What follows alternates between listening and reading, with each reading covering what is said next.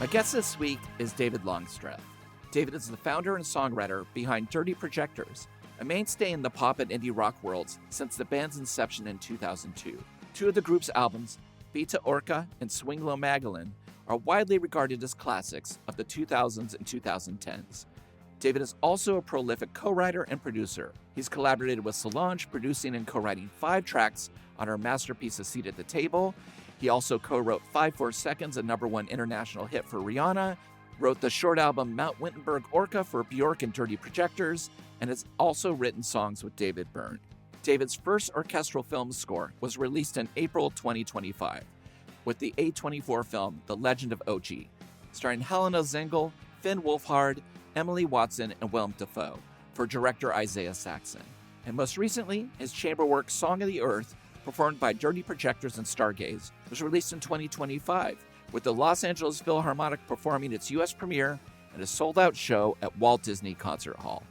And it gives me great pleasure to welcome the Revolutions per movie, David Longsreth. Hi, David. Hi, Chris. How's it going? Good to be here. I'm doing okay. Yes, I'm really, It's good to talk. It's good to see people. It's good to have this conversation with you. I have a lot I need to talk to you about. Some of it is going to be wickedly naive, but if I ask a stupid question, I do have this Dirty Projectors Lamplit Pros cloth bag that I'll put over my head as punishment. Whoa, that's cool. You got the tote. No, there are no, no. I think the tote over your head. Too late. The listeners will demand it. And at least, I don't know where we'll go with it. But I do want to start in the middle with you. Can we talk about Rise Above, your reinterpretation of Black Flag's Damaged record? How that came about, because at least the mythology around it was not hearing it for 15 years and then going into reinterpret a Black Flag record with the Dirty Projectors. What happened? What's going on there? Yeah, well, okay. If I can actually, I want to just start with something that when you first reached out, I was like, oh my God, I really want to share this. So you had Clinton Street Video, right? Yes. Myself and my wife at the time, Tina, we were co-owners. Yes. And that was at the corner of Clinton and 27th or something? What was it? That was 25th. 25th. Okay, yeah. My brother went to Lewis and Clark, and I would go, and visit him. And when I thought I was dropping out of college, I went and slept in his hallway, and the house that he and a bunch of friends who were all still friends lived at was 2702 Southeast Clinton. So just 2 blocks. Amazing neighborhood. Yes. Super, like around like 2000, that era, it was so formative for me being there, so 2702 Southeast Clinton. I like my to start at the beginning a little bit. The very first record I ever made is this thing under my own name called The Graceful Fallen Mango. Right. And I finished that album in the basement of that house. I know it hurts my head what you've done in basements and things like that, because what I made in basements was a colossal noisy mess. But it's so funny. Yeah, I mean, just to paint the picture of Clinton Street. Yeah. It's basically a 2-block business district in the middle of housing, like just kind of like, little houses. Idyllic kind of, like craft Victorian style neighborhood. Yeah. Craftsman. Yeah. And for a long time, you could 5 or 6 weirdos could rent a house there and split the rent, go down, eat at Dots, go across movie theater, Clinton Street Theater, still there, the longest running independent movie theater west of the Mississippi, still showing Rocky Horror Picture Show every Saturday since its inception. Yeah. It's that kind of place. It's where I love to do like my events and stuff. So owning a video store, I was like, this is the only place we can do it. And when we were stockpiling VHS tapes in our house waiting for something to open in that block. Yeah, Wow. we were there for 22 years. Landlords were amazing. The neighbors were amazing. And yeah, it's still hasn't changed much. The theater's there. Dots is there. That's The awesome. Clinton Street Pub is there. Just the record store is there. It's killer. Wow, that is so awesome. That's so awesome to hear. Yeah, I talk to friends and other people who live in Portland now, and they sort of indicate that the town has changed. But like, as a person who, my experience in New York, when after I had lived there for 9 years, in 2014 or whatever, I was like, you know what, this town has changed. I got to move somewhere else. And now when I go back to New York, it feels like New York, Yeah. it feels like that ageless New York. So I hope to go actually to Portland really, really soon. And I hope when I get there, I have that same feeling. Oh, Portland is Portland. Yeah. I mean, of course, it's really expensive to live here now. Right. It's harder the freedom to just be a weirdo Yeah. like I had when I grew up here, where I just could figure it out economically and work a couple Yeah. part-time jobs and go on tour, come back and find work and just I didn't have that pressure that there is for a lot of people right now. But I will say my daughter, 27, amazing, trans daughter weirdo, lives with a bunch of punk rockers in a shitty apartment, found it, and I'm like, that's exactly it. Yeah. Beautiful. You're supposed, so it does exist, but it's definitely not easy to find a place that will accept weirdos living there anymore, because they're all Airbnbs and stuff. Right. So, oh man. Yeah. Yeah. All right. Well, Yeah. we got to get back to your punk rock we're gonna roots. okay, so yeah. So Rise Above. So Yeah. Black Flag. Did you have a hardcore moment in your life? Hardcore punk moment? Well, I grew up in a pretty small town, and it's funny. It's funny that there were hardcore scenes in Connecticut, but we lived in kind of like a farm town, and so my exposure to Dead Kennedys and Circle Jerks and Black Flag and Bad Brains was through this mixtape that my brother, who's 5 years older than me, and like solidly Gen X, whereas Right. I'm like an old millennial.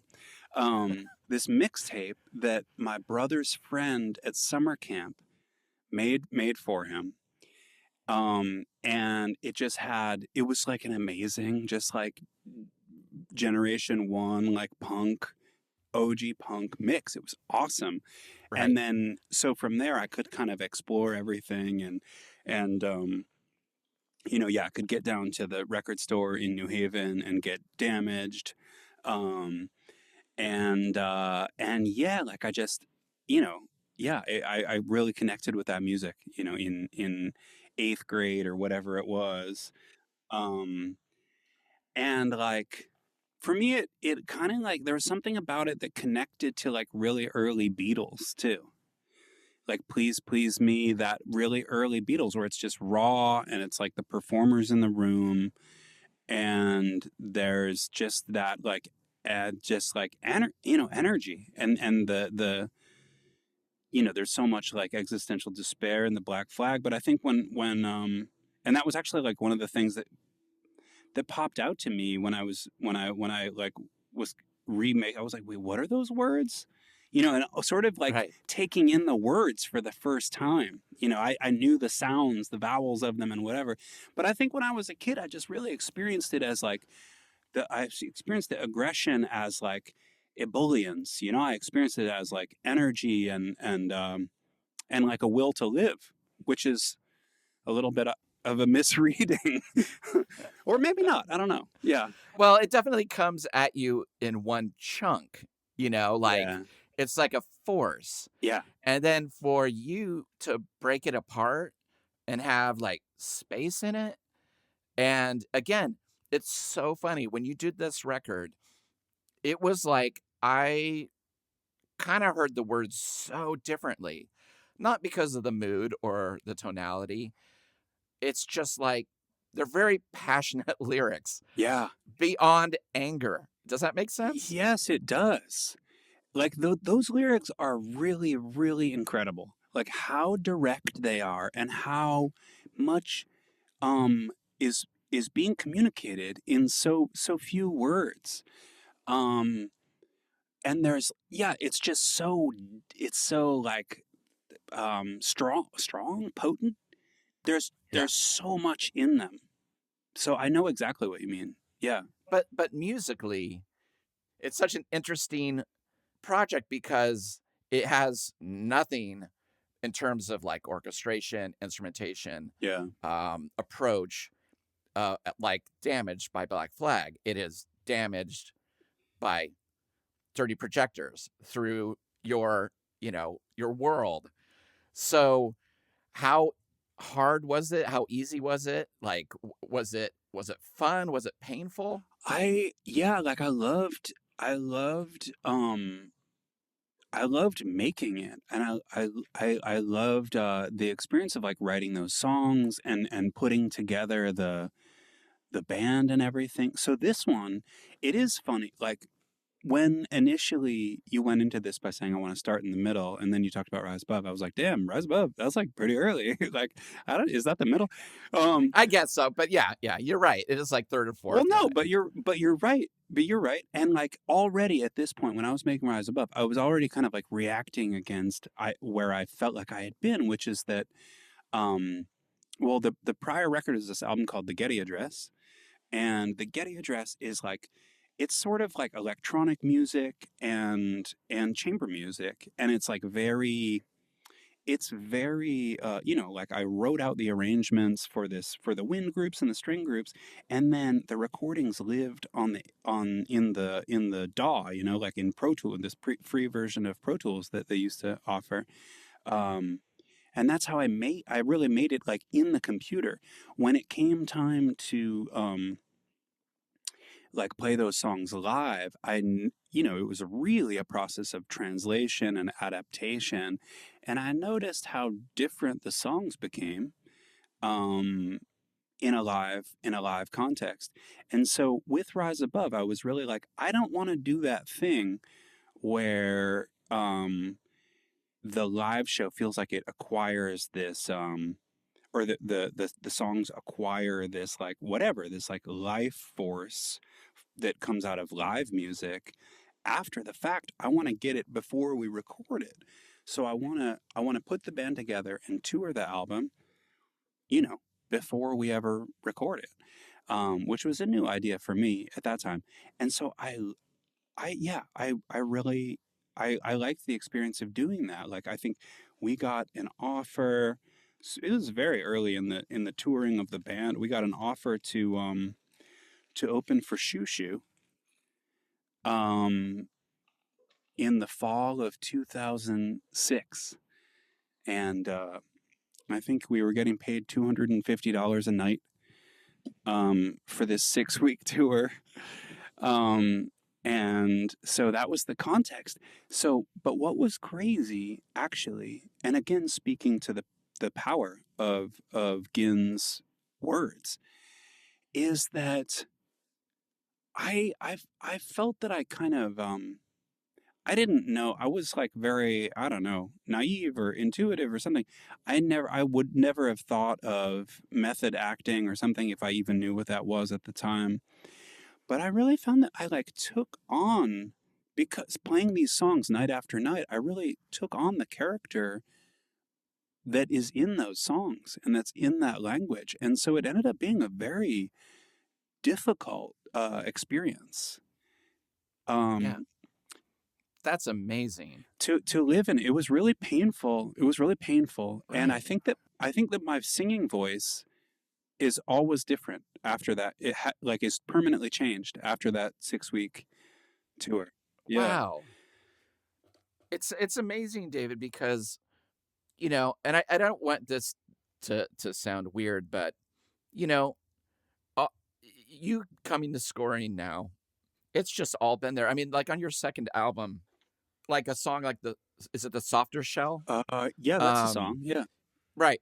And it's all there already. You've got like droning organs and clarinets. And then these records, like you're making them, there's like Hank Miller covers and like you said, there's like pop driven numbers and there's mutilated calypso songs. Yeah. And those records, as they started coming out, I was like, oh, I'm so glad I'm a musician already because this makes me not want to try. It's just so impressive. Like the scope. It's like, there was a period in my life where I just was like, I can't do that. Right? I can't do that. And then I found hardcore. And I was like, I think I can do that. And I found people. But like, were you self-taught? Like, I know you went to school in music, but like, how were you able to, at such a young age, in a bedroom, put together these records that are so expressive and vast in their soundscapes? Oh man, I mean, thank you for saying those things. I'll try not to deflect the compliments and just that's really nice things to say. I think it's a couple things. I think like for me, like the 4-track was just really empowering. I just loved the 4-track. I had a sense, I knew that the Beatles recorded on a 4-track, and I was like kind of aware that it was probably a different 4-track than the Tascam Porta Studio, but in my head I was like, I seized on it a little bit. I was like, well, Beatles are 4-track.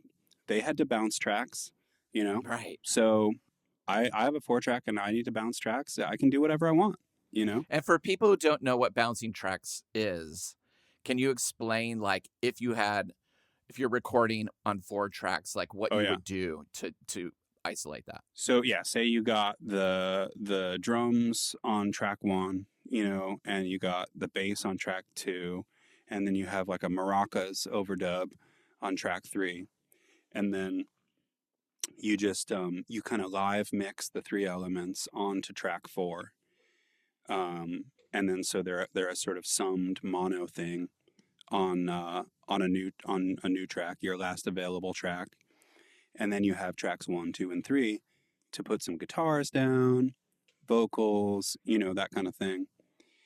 And you could, like the mix.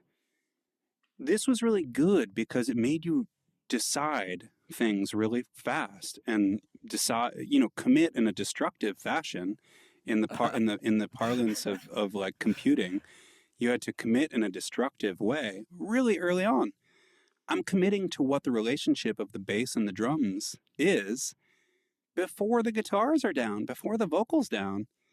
So, and the other thing that's cool about that is that there's chaos. There's chaos. There's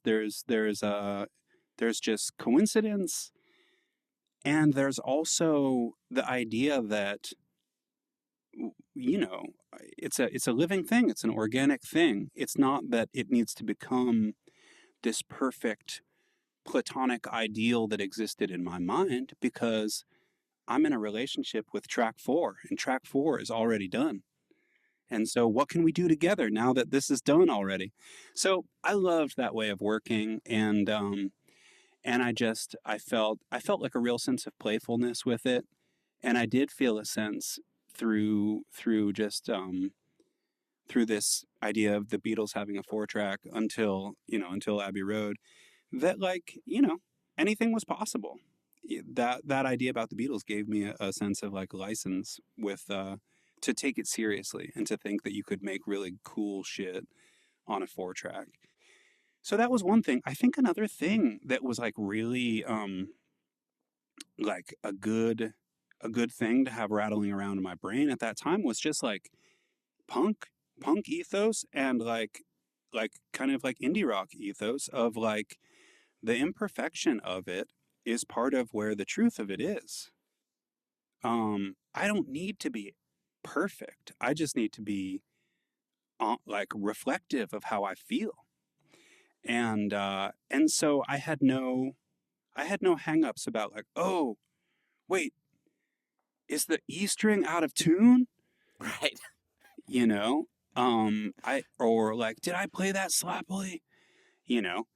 I felt like, oh, so much of the music that I love, like Pavement, Westing by Musket and Sexton, all that music is so inscrutable and so out of tune and just like, Yeah.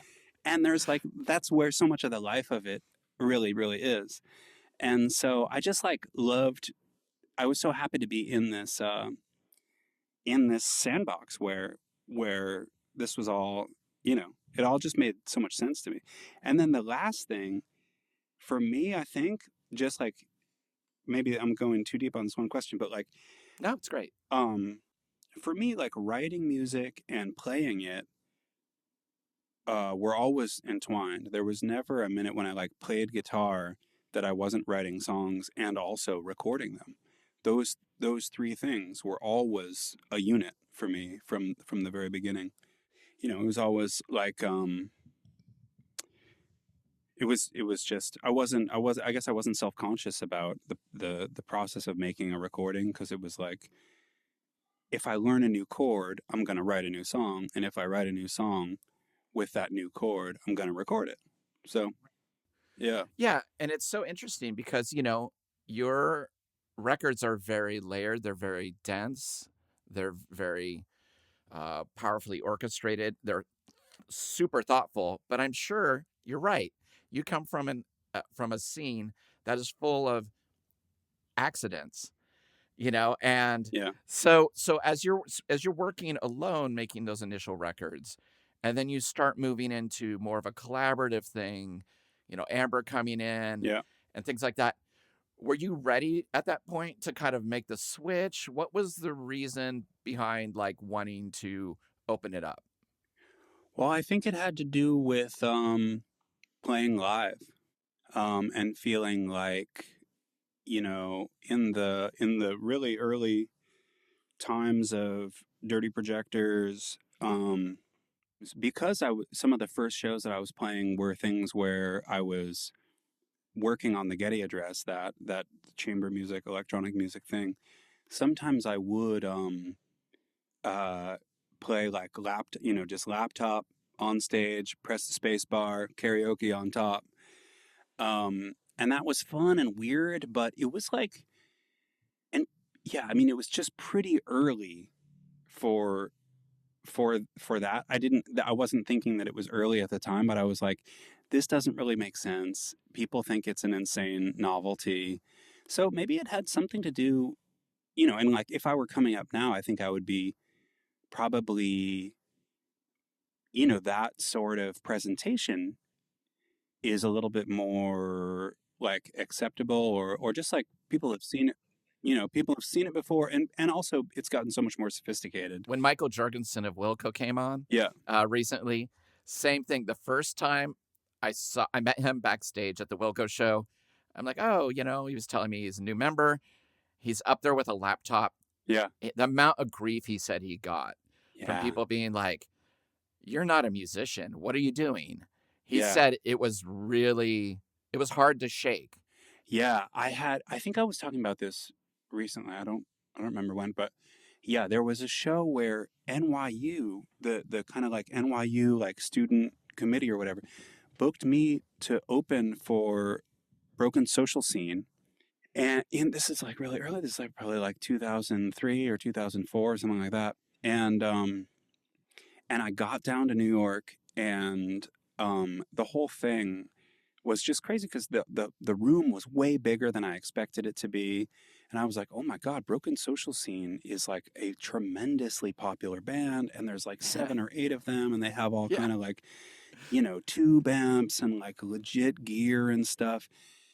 And I was like, yeah, I just need an 1/8 inch jack to plug into the headphone jack of my laptop. Right. Right. I'm And good to that, go. yeah. And I made it through this show, and it was like very, I had fun, I was sort of like interpretive dancing maybe Right. to the songs and singing along. Uh-huh. And at the end of the show, I'll always remember Kevin Drew came up to me, and he was just like, he had just like, his eyes were just like so shining, and he was smiling so big. He's just, man, that was so awesome. And I was like, what? And You then they know, asked you to join their band. maybe they did. I don't know. You're Yeah, the 14th member, yeah. just to get sucked in. And that's when I went on tour with Broken Social. No, that didn't No, but happen. it's interesting. I mean, Yeah, I know so many people who, they started alone and then they opened it up, and even yeah. if they were still composing, I need people to bounce stuff off. I am really horrible at coming up with all the ideas myself. I really need other people to make my stuff my stuff better, Yeah. you know? Well, it's a collaborative form, you know. And movies are, yeah. I mean, for me, there can be something a little bit like solitary about writing music. Um, but like when you're performing it, when it's coming together, it's like, yeah, of course, it's like, well, I don't know. I've been playing solo shows and I've been like quite into the experience of it, and like, yeah, just a solo show is like maybe a totally different thing.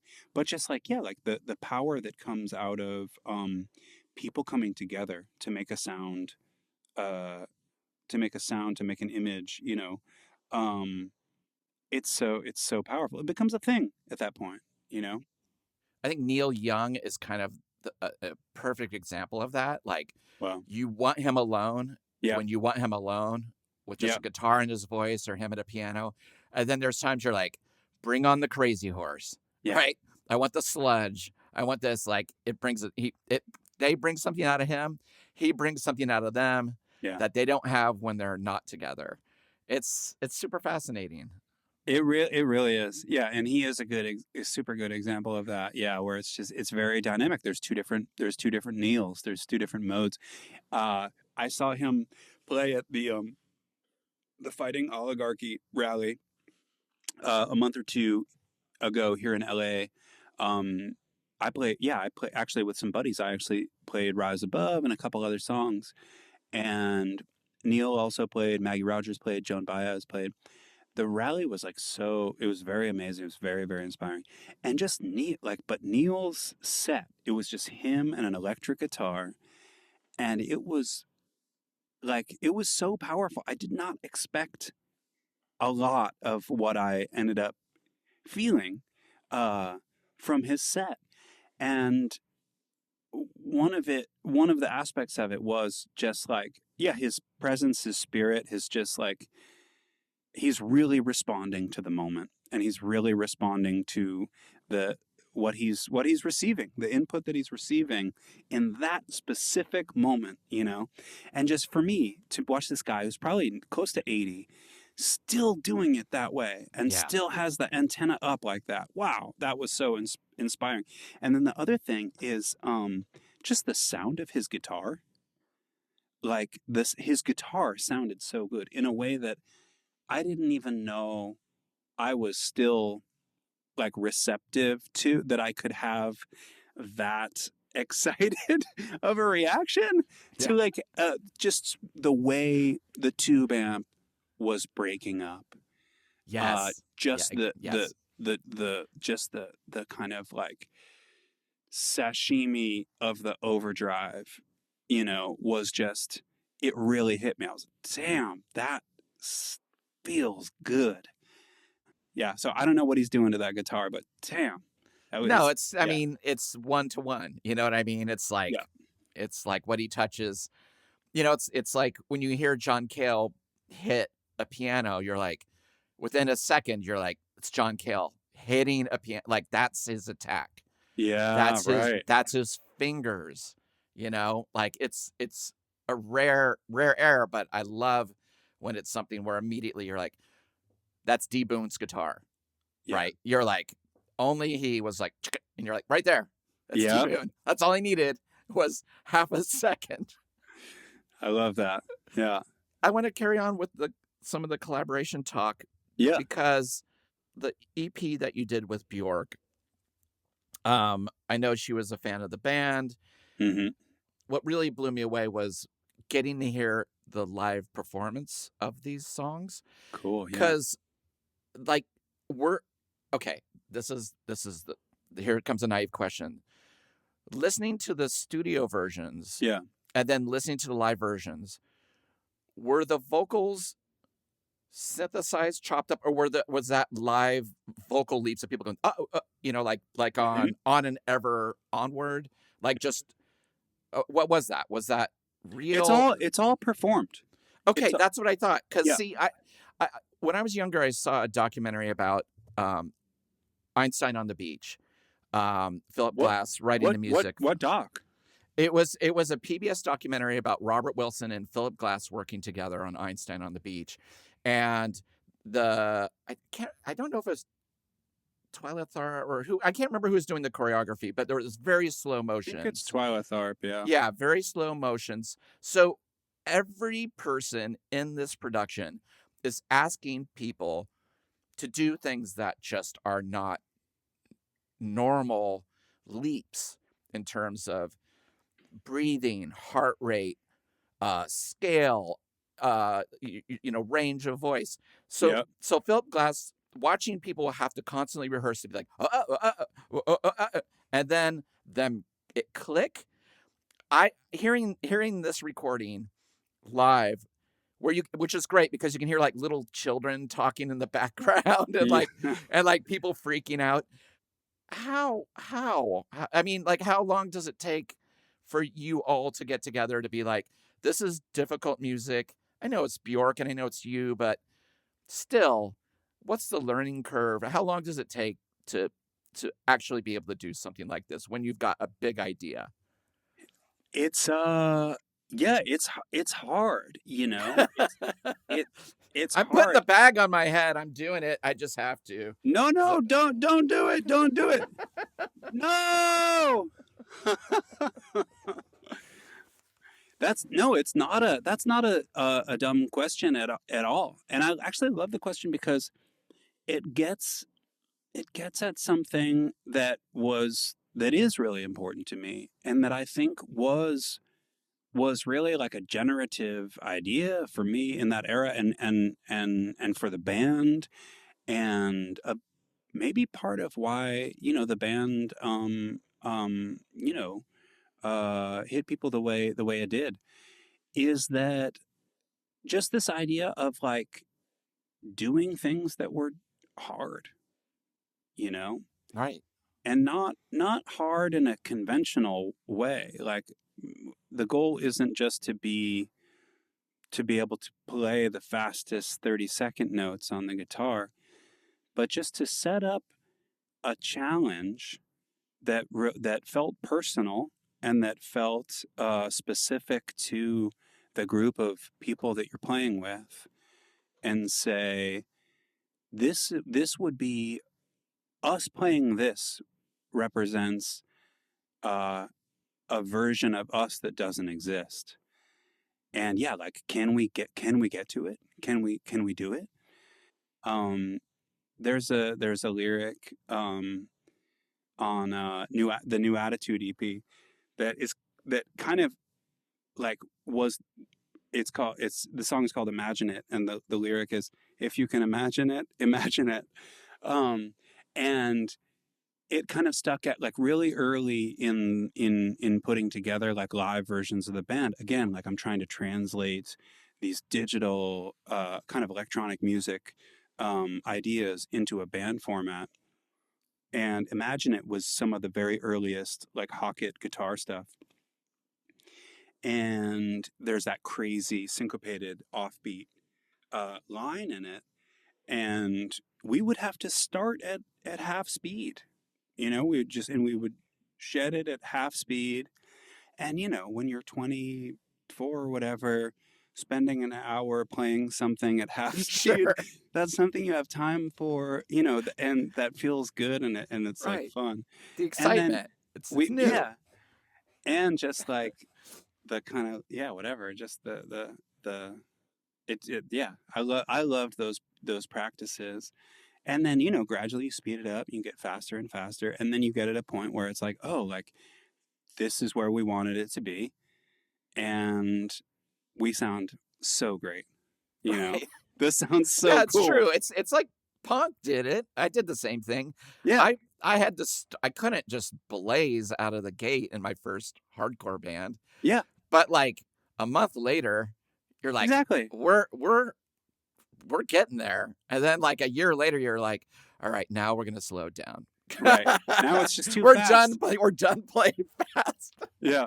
It doesn't even make sense anymore. No. Yeah, totally. And so, you know, the vocals with Wittenberg were that way. And specifically, yeah, On and Ever Onward, that's the first song. The hocket, the vocal hocket, the 3-part vocal hocket on I think the song is called When the World Comes to an End. Yes. Is it's probably the densest, fastest, like hardest hocket that It's so intense, David, as a listener. Well, you know, and here you know, you just have to say like this is like a huge part of just the people involved being willing to go through that process that's so long and involves so much frustration and failure, you know, as you're trying, you know, you're trying and you can't do it yet, you know. And also to their like specific talent, like Amber is the one on the syncopated 16th notes. Yeah. And her ability to do that is just like it's superhuman, you know. For her ability to be accurate in terms of pitch and also be accurate in terms of rhythm in this incredibly syncopated place. But also when they resolve, like there's these little microseconds where they are syncopated, but then they come together to form a chord for and then break off. That's where I was like, okay, no. That has to be like just their voices on a sampler. But then I was like, there's no way. This is David and Bjork and Amber working on this thing. They're like, are you kidding? Of course we're going to do this as humans. Yep. Yeah, I mean, yeah, and that was hard. And like I don't think the recording we obviously can luxuriate in takes and time and getting it there. Sure. Whenever we played it live, it was always, you know, for one thing, tempo is so important because too fast, of course, it's impossible. Too slow, it kind of falls apart.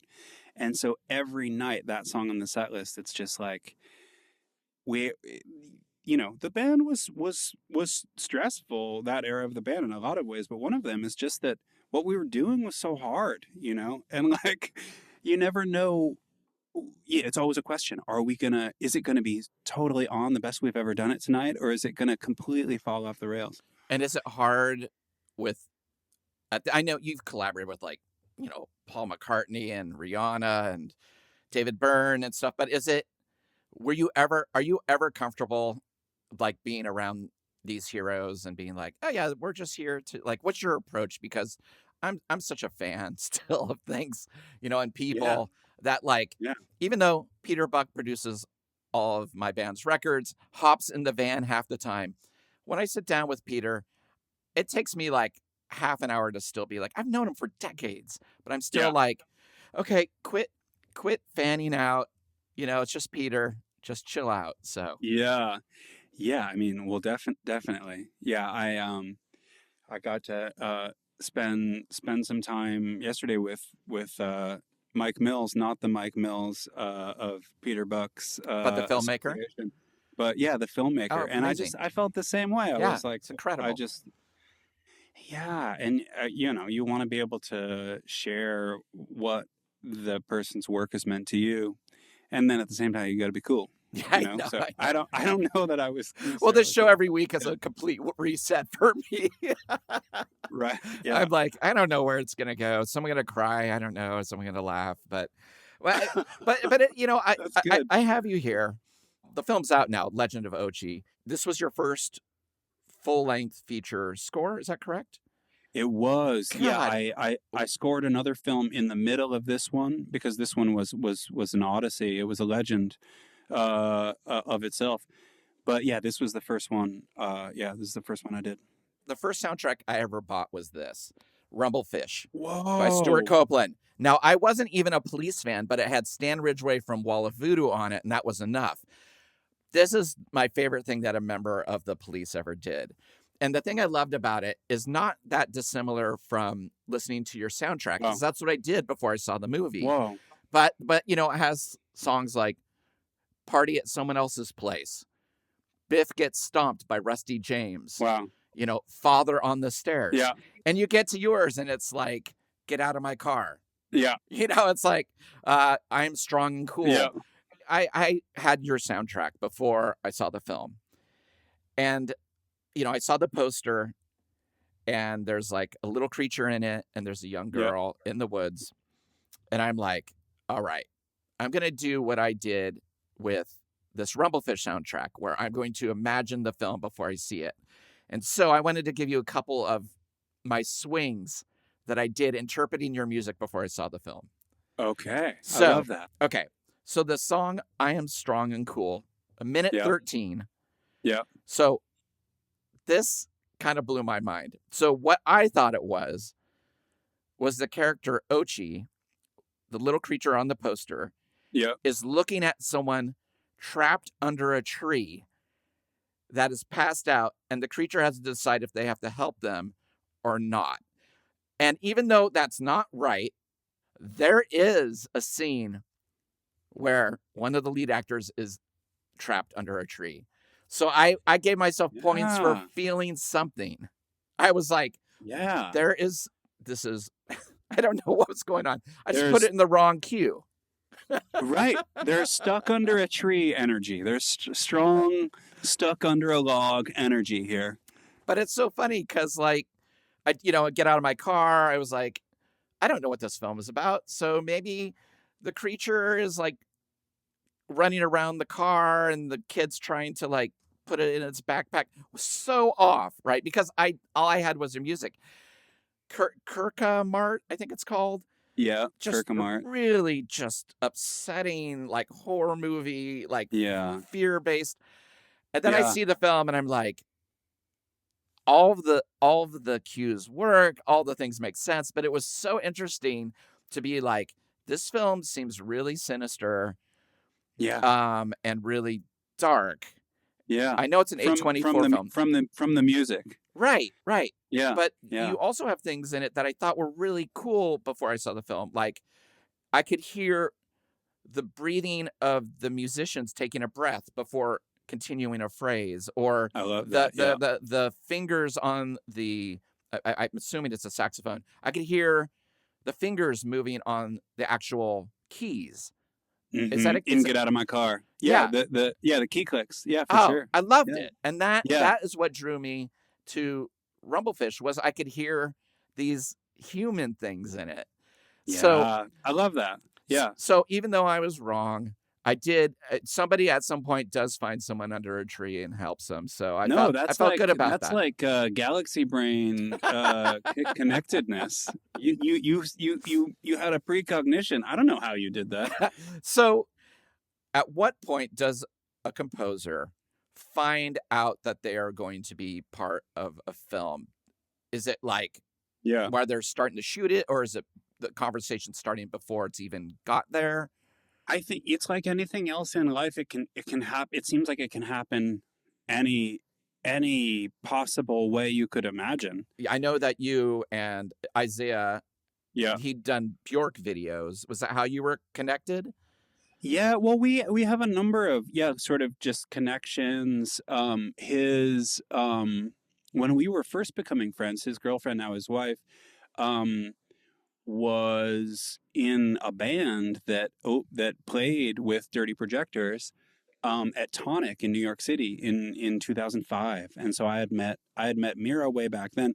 Mira is a cool composer now as well, herself, like of mostly like concert music, scored music, that kind of thing.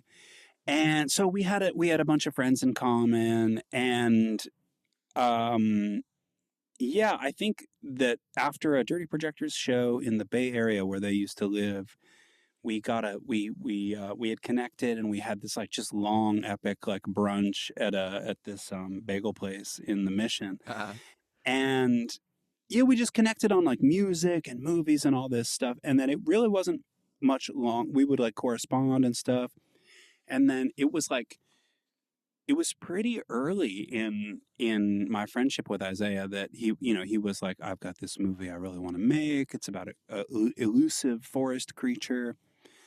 And so, yeah, we had talked about it. The movie took so many different shapes over the almost decade that he spent writing the screenplay and trying to get together the team and the production and the funding to make it actually something real. In the very earliest versions of talking about it, we were like, "Oh, is this a musical?" Oh, So we wow. were thinking of it almost as a musical really early on. So all of which is just to answer your question, like in this, I think it can happen any which way, like how a composer comes on a movie. In this one, it was just really really early, like really when the idea of the movie was just a unindividuated germ.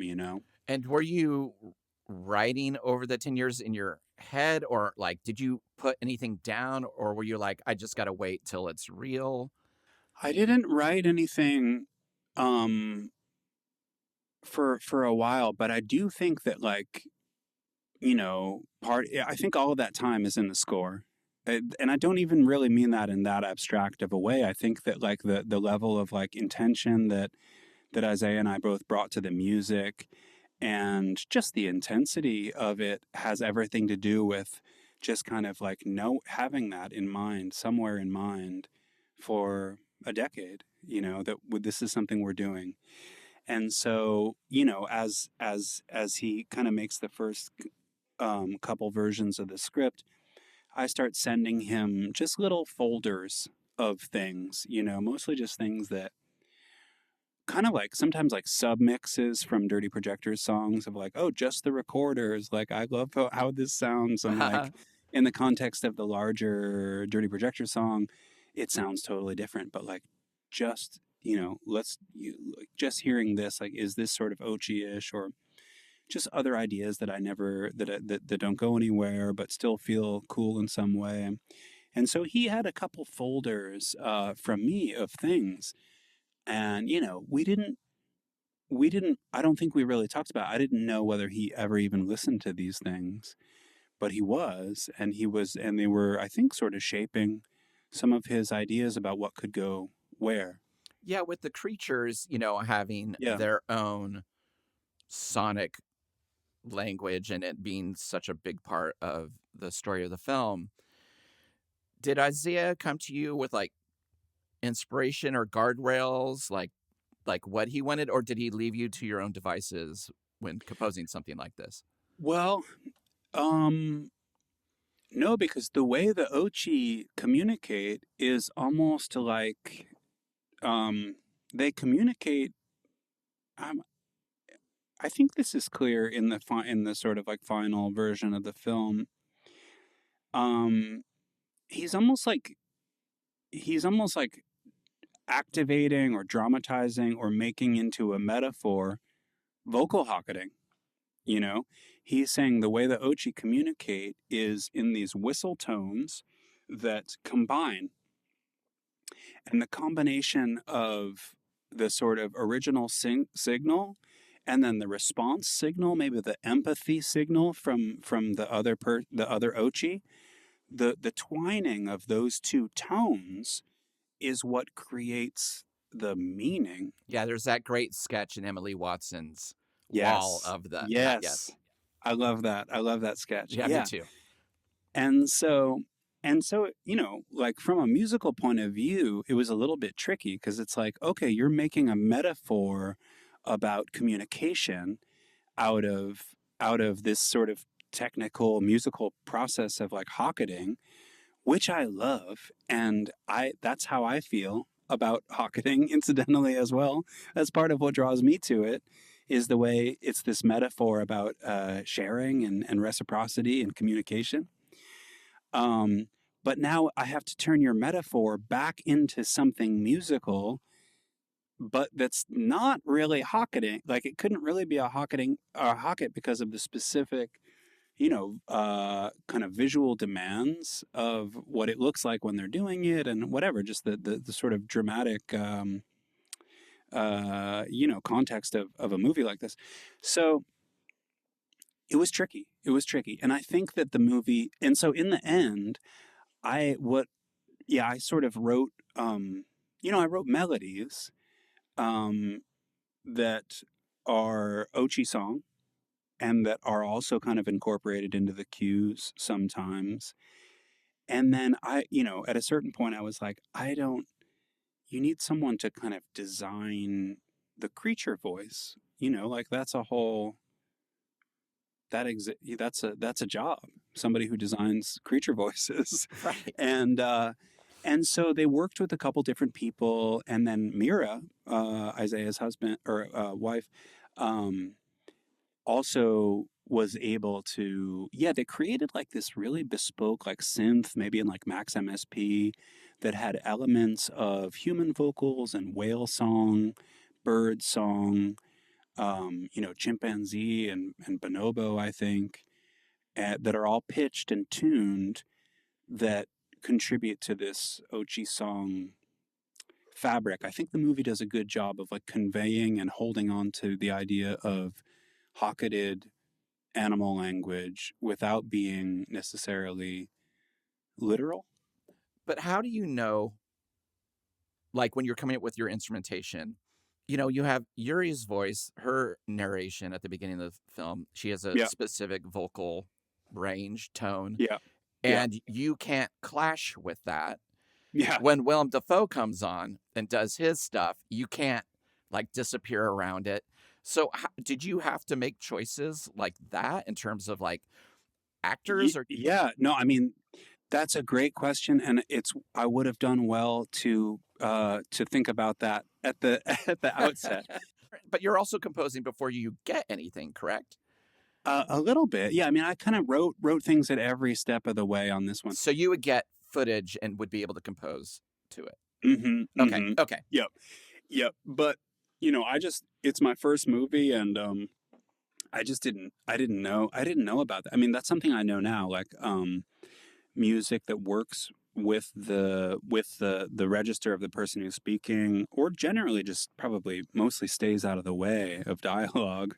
That's a lesson, well taken at this point. But it's something that I had to kind find for myself, or in various versions of the movie, get my heart broken ever so slightly when the brass is just muted in the scene. What, dude? Why is the brass muted? You can't understand what she's saying. That kind of thing. Is that like a score mixer who does that later on, or what? When does that come into play? I think oftentimes it is, or historically it is. Okay. This production was very unique, and I'm grateful about it as a learning experience, especially that Isaiah, because he is an animator, that's his background, and he's used to doing, and he's, very DIY, like very independent. He's used to wearing all of these different hats, being, being every job in the production of a movie. And so he somehow held on to like a great deal of control in this way. And it makes for a movie that really is kind of like auteur style. Like I think you watch The Legend of Ochi, you're like, they don't make them like this anymore, because nothing was done conventionally, and nothing was done in the box in this way of like, this is how this is done.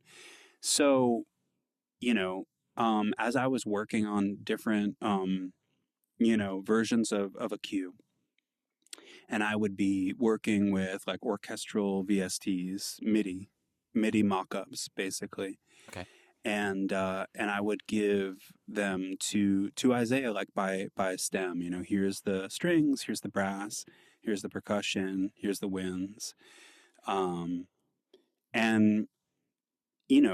at a certain point, the edit is halfway there, the music is halfway there, and Isaiah is editing both of those to one another. So he's got these rough versions of cues broken out by stem, and then he's got the picture, and he's maybe stretching this part of my cue to make it way slower in this one area, and he's muting the brass here. And so, and I think, I don't know how normal that is. I don't have enough experience, but my sense is it's sort of unusual. Right. And yeah.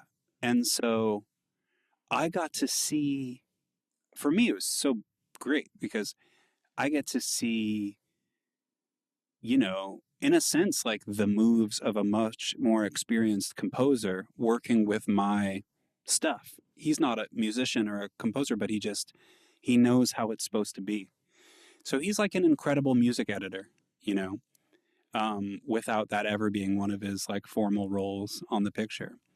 And then I also get to see from the point of view of like a filmmaker, like what he's doing there. So it was really cool.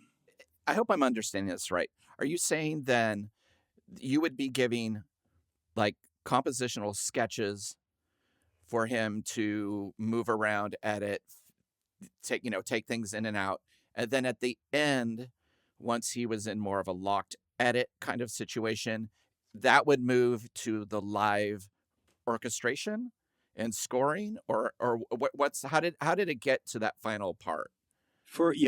I think that can happen sometimes for me because like I'm like a orchestral nerd kind of, and I wanted to, I did have the idea, which is, yeah, it's the idea probably of a first time composer. It was because like the relationship of story and picture and image is an organic and changeable one, and generally the relationship of music is a supportive one in film. Coming out of all the conversations that Isaiah and I had over the years about this movie, we really wanted more of a one-to-one kind of relationship of image and sound. And we had the sense that like the music was a really important part of the emotional world of Carpathia and Yuri's journey and telling the story and just like conveying the feeling of the Ochi, I think.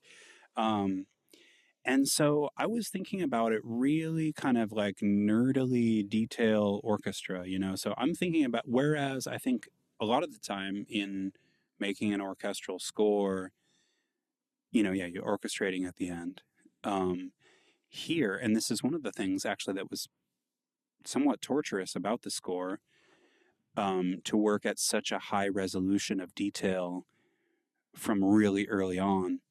There were there were ideas about orchestration from the jump, like this is what the English horn is doing, this is what the contrabassoon, has to be hitting this tritone, in this moment.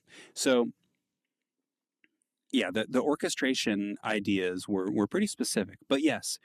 And what we found also was that when Isaiah was just sort of in his own vacuum, pushing the stems around, he would come up with things that I would never, ever do in a way that was thrilling and also in a way that was sometimes like pretty unmusical, Yeah, I wanted that. Yeah, that was a question I had. You're answering it.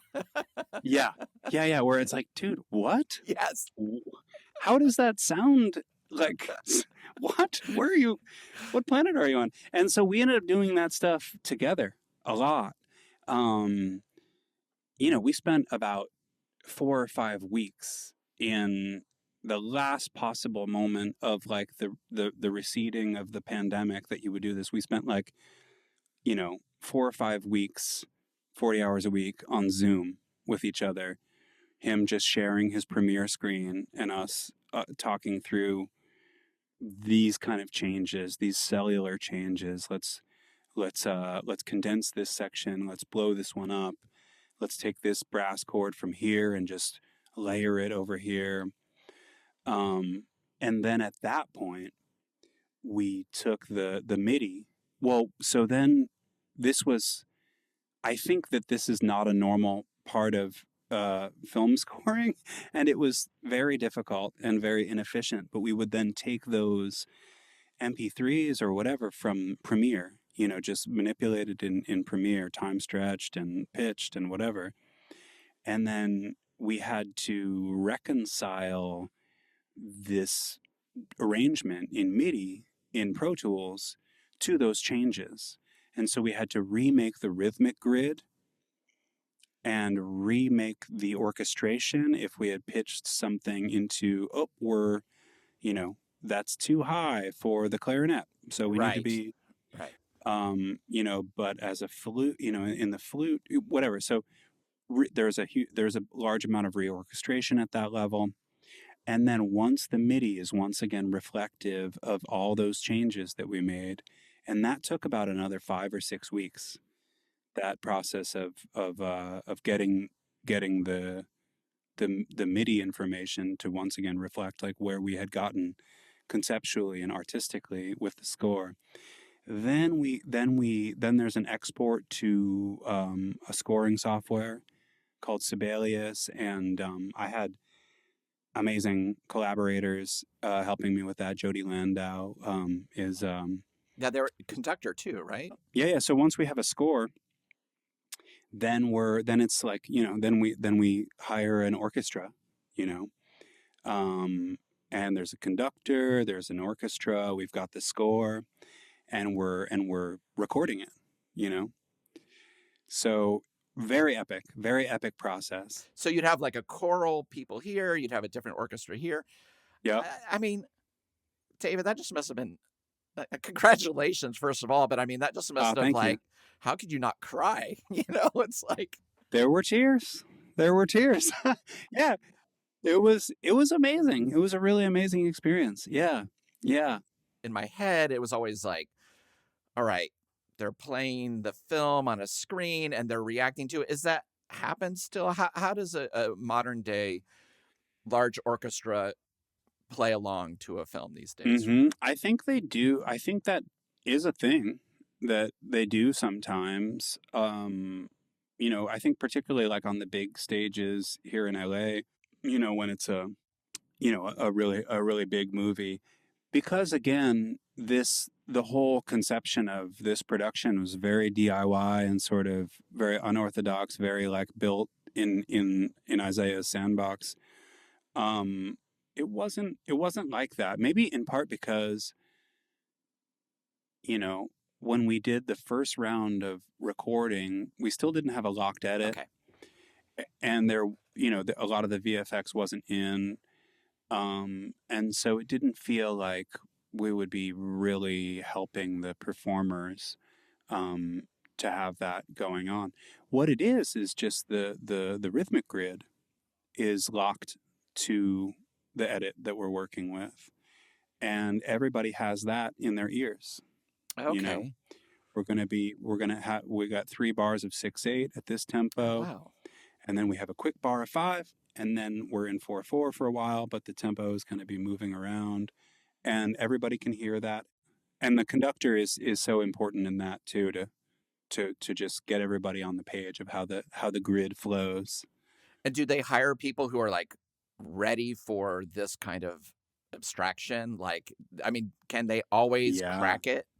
They can always crack it. Yeah, I mean, there are differences in the strengths and weaknesses I discovered in each of these and each orchestra, and that's probably true of performance orchestras as well. But yeah, it's true. The Macedonians are different from the people in Vienna, and those are the two kind of remote orchestras. Burgeoning industry in Eastern Europe, because you have this tradition of classical music and performance, and there's a huge need of it in video games and music and all that stuff. So, is this a world that you want to continue to live in, like this process of scoring? Yeah. I loved it. I learned so much, and it just made my musical thinking.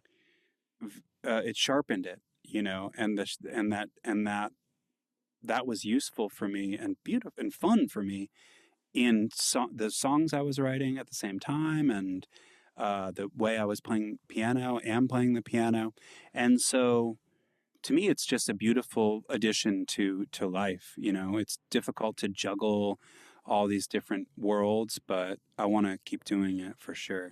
Congrats on being able to be in this world where you definitely deserve to be, and of course you were gonna be there. Well, again, I'll try not to deflect the compliment. And yeah, thank you for being there for it and paying attention in that way and seeing it. I'm and still a video store owner. I can't get rid of it. Yeah. It's like I listened to films more than I watched them because the damn TV was to my right, behind me, so sounds were hitting my head, and then I'd be like, I can sing this film, but I've never watched it. So That's amazing. Yeah. At the end of every episode, I ask the same question, but I tailor it depending on what we're talking about. So, on a scale from 1 bite from Ochi being the lowest to 14 bites on the arm from Ochi being the highest, Yeah. how many bites would you give your experience of composing music for The Legend of Ochi, your first score? Oh, wow. 14. That is the right answer. That's what I have 14 here. bites. Yeah. Yeah. Oh, you predicted it? Yeah, of course. Wow. Yeah. 14 bites. Absolutely. Yeah. Yeah. Oh, man. It was a pleasure to talk. And yeah, I'll definitely hit you up if we make it up to Portland. Sounds great. No late fees. I'll erase them for you. They're all gone. You and your house on 27th and Clinton. I've been waiting for years. This has been a long con. I was gonna send you a bill, but now I've decided you're cool. We can be friends. $8,000 of late fees accrued over 25 years. Yeah, you had Scorsese's After Hours on VHS for 18 years. That's when VHS cost $80, and I never rebought it, so I suffered. My Scorsese section was really a bummer. So, but David, so great to meet you. Thanks again. Great to meet you, Chris. Thank you for listening to Revolutions Per Movie. We release new episodes every Thursday on your favorite podcast app and additional bonus episodes every Sunday on our Patreon. The show is a completely independent affair, so the best way to support the show is through our Patreon at patreon.com/revolutionspermovie, where you can get weekly bonus episodes and shows, exclusive limited edition flexi discs and records and CDs featuring guests that have appeared on the show, and other exclusive goods sent to you just for joining. You can follow us on social media at Revolutions Per Movie and also find out more information about our various guests in the episode show notes. Thanks again, and we'll see you next week. Bye!